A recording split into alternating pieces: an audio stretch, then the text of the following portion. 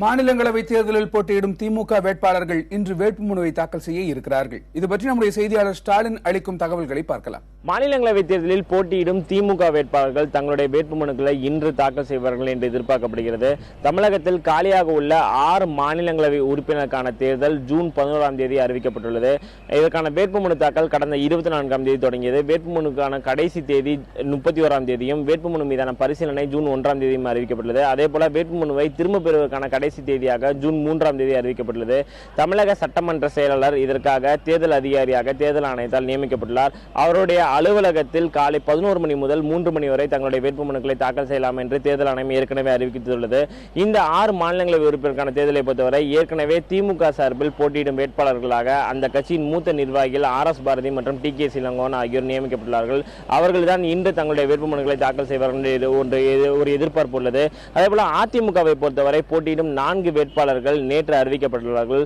அதன் அடிப்படையில் முன்னாள் அமைச்சர் வைத்தியலிங்கம், SR பாலசுப்ரமணியம், அதேபோல தற்போதைய மாநிலங்களவை உறுப்பினர் நவநீத கிருஷ்ணன் மற்றும் விஜயகுமார் ஆகிய 4 பெயர்கள் நேற்று அதிகாரப்பூர்வமாக அறிவிக்கப்பட்டுள்ளது. அவர்களும் நாளையோ அல்லது நாளை மறுதினமோ தங்களுடைய வேட்புமனுவை தாக்கல் செய்வார்கள் என்று ஒரு எதிர்பார்ப்பு உள்ளது. இந்த மாநிலங்களவை உறுப்பினருக்கு அந்த காலியாக உள்ள மாநிலங்களவை உறுப்பினருக்கான தேர்தலை பொறுத்தவரை ஜூன் 11ஆம் தேதி தேவைப்பட்டால் நடைபெறும் என்று தெரிவிக்கப்பட்டுள்ளது.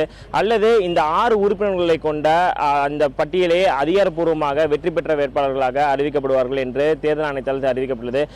போட்டி இல்லாத பட்சத்தில் இந்த 6 பேர் மட்டும்தான் வேட்புமனுக்களை தாக்கல் செய்வார்கள் என்ற ஒரு எதிர்பார்ப்பு உள்ளது. இந்த மாநிலங்களவை இந்த காலியாக உள்ள மாநிலங்களவை உறுப்பினர்கள் பதவிகளை பொறுத்தவரை வருகின்ற ஜூன் 29ஆம் தேதியுடன் அவர்களுடைய பதவிக்காலமானது முடிவடைகிறது. அதன் அடிப்படையில் ஏற்கனவே திமுகவுக்கு 2 மாநிலங்களவை உறுப்பினர்கள் உள்ளார்கள். அதே போல காங்கிரஸ் கட்சிக்கு 1 உறுப்பினரும் அதிமுகவிற்கு 3 உறுப்பினர்களும் ஏற்கனவே உள்ளார்கள்.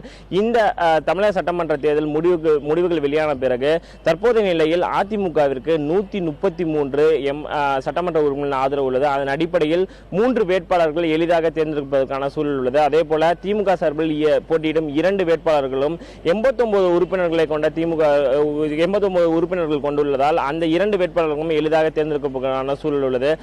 மற்ற கடைசி வேட்பாளரை பொறுத்தவரை அதிகபட்ச சட்டமன்ற உறுப்பினர்கள் கொண்ட எண்ணிக்கையின் அடிப்படையில் அதிமுக வேட்பாளருக்கே மீண்டும் அந்த வாய்ப்பு எளிதாக கிடைப்பதற்கான சூழல் உள்ளது.